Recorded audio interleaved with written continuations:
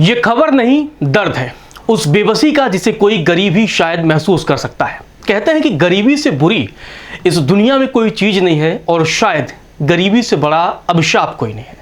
ऐसा ही एक मामला सामने आया है जिस तस्वीर में बेबसी है, दर्द है और सिस्टम की मार है।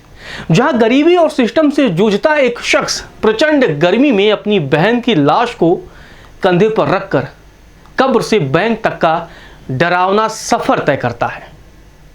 इस तस्वीर को जिसने भी देखा उसके रोंगटे खड़े हो गए, वो भी सिर्फ 19,300 रुपए के लिए। शायद यह रकम सुनने में थोड़ी छोटी लग रही हो, लेकिन यह रकम शायद उस व्यक्ति के लिए 19 लाख या 19 करोड़ से कम नहीं था। जिस किसी ने भी इस शख्स को देखा है रास्ते से गुजरते हुए तपती गर्मी में, पैर में एक चप्पल घिसा पिटा, बदन पर कुछ नहीं और एक साधारण सा सिंपल सा लुंगी लपेटे हुए, और ये व्यक्ति अपने कंधे पर उस बोझ को रखा था, उस बहन को रखा था जिसकी मौत पहले हो चुकी थी। इस तस्वीर ने रूह कपा दी है, सिस्टम पर सवाल उठा दिया है, क्योंकि ये व्यक्ति अपनी बहन को कब्र से निकालता है और उसकी हड्डियां दिख रही हैं, मांस जमीन में गल चुका है और कंधे पर रखकर वो बैंक ले जा रहा था। लेकिन बड़ा सवाल यह है कि आखिर ऐसी क्या बेबसी आ गई कि वो अपनी मरी हुई बहन को कब्र से निकालने पर मजबूर हो गया, बैंक ले जाने पर मजबूर हो गया। आखिर बेबसी क्या आई, ये बड़ा सवाल है। तो ये पूरा मामला क्या है और इस बेबसी की वजह क्या है, विस्तार से आपको बताता हूं। लेकिन उससे पहले आपको यह जानना भी जरूरी है कि इस मसले को लेकर एक सियासत की शुरुआत भी हो चुकी है। सवाल उठने लगा है कि क्या एक ही भारत में कई भारत रहते हैं, दो भारत बसता है। सवाल उठाया गया है कांग्रेस की तरफ से। कांग्रेस ने दो तस्वीरों को शेयर किया है। एक तस्वीर प्रधानमंत्री नरेंद्र मोदी के सिक्किम दौरे की है जिसमें पीएम मोदी बच्चों के साथ फुटबॉल खेलते हैं, और दूसरी तस्वीर एक शख्स की है जिसमें वो अपनी बहन की लाश को अपने कंधे पर रखा हुआ है, हड्डियों के ढांचे को रखा हुआ है। और सवाल उठा दिया गया है कि क्या एक ही हिंदुस्तान में दो हिंदुस्तान बसता है, क्या एक ही भारत में दो भारत बसता है। दूसरी तस्वीर प्रधानमंत्री नरेंद्र मोदी की कांग्रेस ने शेयर की है, वो कोलकाता के हुगली नदी में, आपको याद होगा, फोटोग्राफी करते हुए प्रधानमंत्री नरेंद्र मोदी की तस्वीर, जिस पर बड़ा बवाल भी हुआ था, कई लोगों ने उसके कैमरे पर सवाल भी उठाए थे, और वही तस्वीर शेयर कर दी गई है कांग्रेस की तरफ से। और उसके बाद से यह सवाल उठा दिया गया है कि क्या एक ही भारत में दो भारत रहता है। जैसा कई लोग कहते भी हैं कि एक इंडिया और एक भारत, इंडिया अमीरों का है और भारत गरीबों का है। सवाल लगातार उठाया जाता था और कांग्रेस ने प्रधानमंत्री नरेंद्र मोदी पर हमला भी बोला है। सुप्रिया सुले ने तो यहां तक कह दिया है कि ओडिशा के जीतू मुंडा के कंधे पर उनकी बहन का कंकाल है, बहन की मृत्यु हो गई और बैंक से 19,300 रुपए निकालने गए थे। बैंक वालों ने इतने चक्कर लगवा दिए, इतने कागजात मांग लिए कि थक हाक कर ये कदम उठाने पर मजबूर हो गए।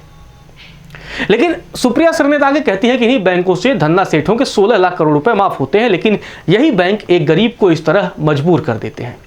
तो सियासत भी हो गई है। अब मैंने आपको बताया कि वो कहानी, वो दर्द क्या रहा, किस पीड़ा से वो व्यक्ति गुजरा है, और दूसरी सियासत की।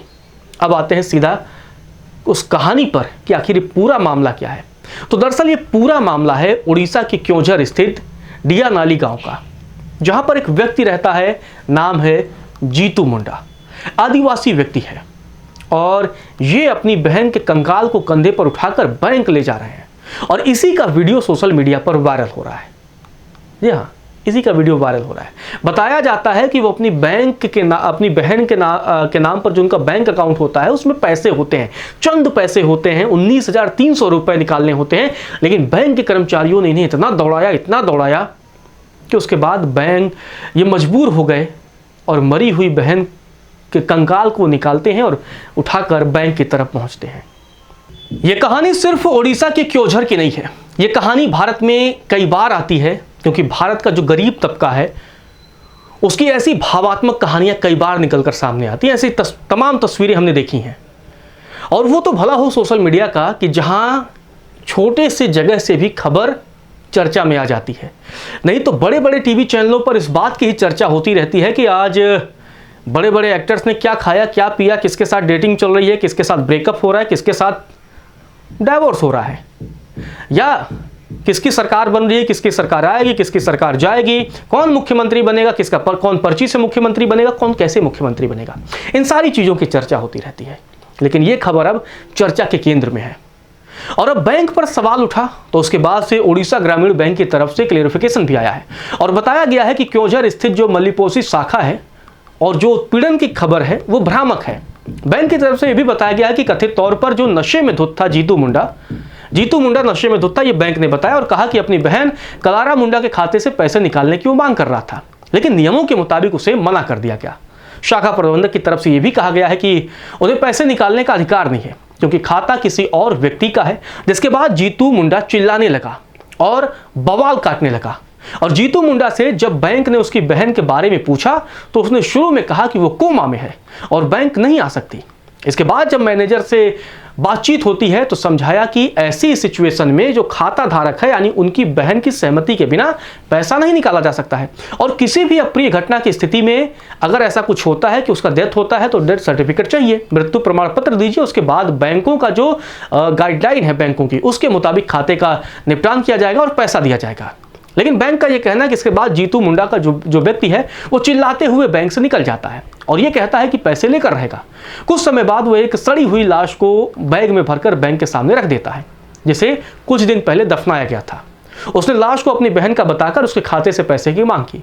बाद में वह अपनी बहन के शव को जब कब्र से निकालकर दावा पेश करने के लिए लौटता है तो पुलिस वहां पहुंचती है। पुलिस ने हस्तक्षेप किया, बॉडी को हटाया और बैंक की तरफ से यह भी कहा गया कि जो मृत्यु प्रमाण पत्र है उसके जमा करने के बाद ही खाता बंद कर दिया जाएगा और तभी उसका निपटान किया जाएगा।